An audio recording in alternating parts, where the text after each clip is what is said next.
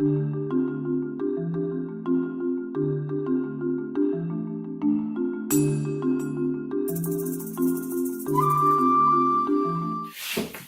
Mansour. Hi, Very pleased to meet you. Yeah, I was very kind of you to spare the time to talk to us. Cheers, man. Thank you very much. Tell me, Mansour, tell me a little bit about yourself. Well, I left Iran in 1979 and I came to England. Well, that's what you make, 37 years. And obviously, first couple of years I stayed in London to do my university course. And then I moved to Plymouth. Then I settled down. I love Devon. I love the beautiful Devon. And basically that's it. About 20 odd years ago, I find out I got some talent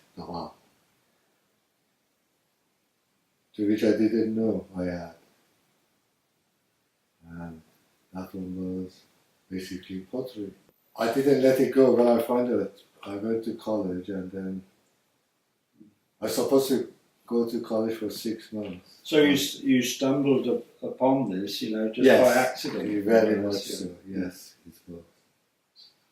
And then I stayed in college, instead of 6 months, I stayed 6 years. Until I finished.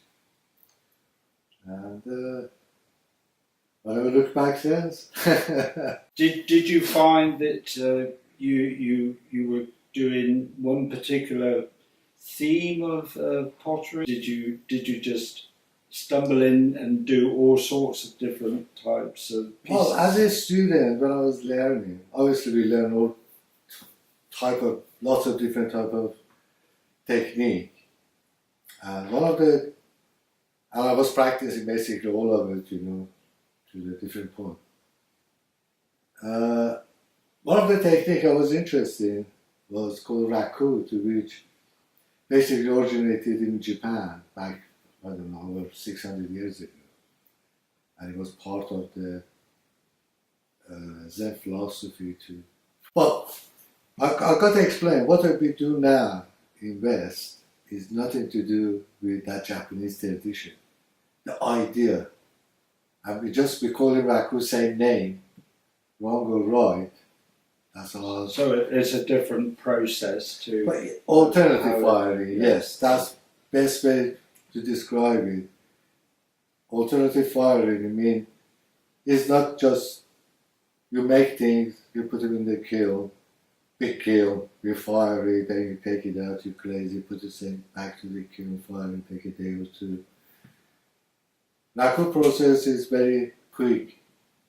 You make it pieces, you biscuit fire it, you glaze it, and after about hour time, 1 hour, you can see the result. Obviously, it's a decorative way of doing things because the glaze I use in raku, are not really suitable for example, to make cups or plate. That's what I was going to ask you, whether there is any particular glazes that suit what you actually... Well, for example, if I want to make cup, to which I want the cup I'm going to drink a tea from it, I don't make it with raku glaze, raku process. First of all, because raku pieces are porous, and because it's not fired to the maximum temperature, and the glaze contain lots of cracks. Well, basically that's the reason my raku pieces are just basically decorative and for visual effect. As an Iranian, born and for first 23 years of my life I lived in Iran. And the shapes, the shape of dome, I don't know, the mosque dome, or shape of the plate, or they were in my head. So it has that Iranian feel towards some of the shapes of your pieces, is it? That's yes, what you're yes. To say, isn't it?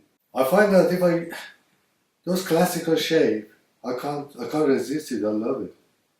And but I took those classical shape to which I like to make, and I use the new technology, but place technology, to which allow me to do what I want. I put it. I don't. You see, I don't decorate my pieces. You know, some artists, they make it pottery or whatsoever they make. They start decorating it. They put underglaze, overglaze, I don't know, lots of different techniques. I try to just make a glaze to fit the body. And, well, I'm not saying everybody likes that, but I do. So you let the actual process determine the decorative part of the piece that you're making. Yes, I can. You see, I call it paradox. It's like I plan accident. I can't predict exactly what's going to come out. But you have a general idea That's it. of the process and what you're trying to achieve. That's exactly what I say, paradox, because exactly that. I don't know what's going to come about. I can't control it to the point. But the final result, that's all depends of the my mood, depends of the weather, depends of, you know, those elements make me feel to make more raku, because I don't know what's outcome of it. You know, it's not predictable. It's just something like I look forward to. Say, oh.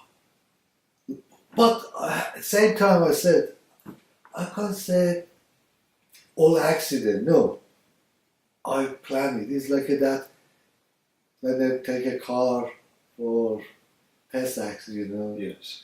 you know, purposely they do. They want to see what's it, but they know roughly what's outcome of it. Anyway, that's why I like raku, and I do. But do you use a particular clay for a raku? Basically, any clay can survive those punishment, raku punishment, to which you fire it very fast firing and very fast cooling. If any clay can survive those punishment, it's good for raku. I know few artists, they use porcelain, to which even very fine clay, and they use it for raku. Other artists, they use a very groggy clay. Even basically each artist got to find out and for himself to what type of clay he's going to use, and only way they can achieve that, just try out. So even fine clay will stand the extreme temperatures. That's it. I know a couple of good artists to which they use porcelain, and I use it myself a few times. Yes, all depends on what you're going to, you know, what they want to make, and what type, what shape, and what size. That all depends. Obviously, if I want to make one of my sculpture with porcelain, it's not going to survive that process. I need a different type of clay. And those things, I said to all my students, that's the easiest answer. You've got to try it to find it yourself. Then when you find out, then you stick with it. Then you start just using it and refine it and so on. So Obviously, you can buy purposely made, you know, when they say raku clay, even stoneware clay with lots of grogs in it. If I want to make a pot, obviously round pot, I use my wheel. Sometimes I use a wheel to make a pot, but I can alter it later. It's not finished. But sometimes, no, we'll just make it like a other technique of making, from a slabbing to coiling and so on. As I said, each one depends on what I want to make. I've got to choose the right clay for that purpose. my advice to other people, to other my students was, that's it. You got to do it. You got to find out yourself. Go use any clay. See if it survives. Make a small pot. Just put it in the fire. That is red hot. Take it out. Put it in the water to see what is going to react. Then gradually find a way to make your own type of clay to which suit you. Some of my work is mixture of the 2-3 different clay to which I buy it. I just pick up the phone and order the clay I like. Even that, I got few clay to which purposely I buy it, then I mix it myself together. First I mix it into already prepared clay. So the kiln that you use, is that a special kiln or? Well, the kiln I use is very basic, just old drum and cut off, washed off. Then put the ceramic fiber in it. That's it. Well, obviously you can't go spend lots of money and buy it, But it's the same thing. You need old drum and make a couple of holes to put your gas burner in, and that's it. Well, that's how I do it anyway. So you just line it with some kind of Ceramic fiber, yes. fiber, yeah. So one of the best insulation. Basically, when inside of the kiln, sometimes I go around the 1100 Celsius. Outside of the old drum, I can't touch it. It's hot, but it's not really burning. And that's perfect for raku because it's contain heat, but it doesn't contain for a long time. It's a good insulation. That's the reason for raku. That's what I mean. Just fire it when it's red hot, take it out and do something with that pot. What happens when you take the pieces out of the kiln? Well, usually I used to say to my students, well, take it out, do something with it. You see piece in the kiln, there's a red hot, the glaze on top. That glaze is still soft. And you can manipulate it. For example, if I put a copper glaze on my piece and I fire it in raku kiln, if I let that piece get cool off in a pot, raku kiln, and I take it out and let it set, it becomes turquoise blue.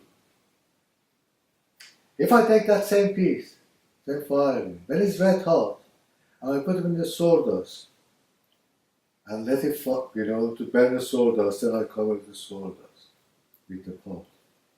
We call it reduction. That piece becomes red. There's nothing to turquoise or blue or anything. And that's the good things about this raku process, because you can do lots of different things. For example, you can take a piece out when it's red hot, because, like I said, because glaze is soft, I can manipulate it. I can add things to it when it's red hot. For example, I can spray silver carbonate on it, or silver nitrate on it. Or I can use the potassium chloride, tin chloride, to produce a different type of effect.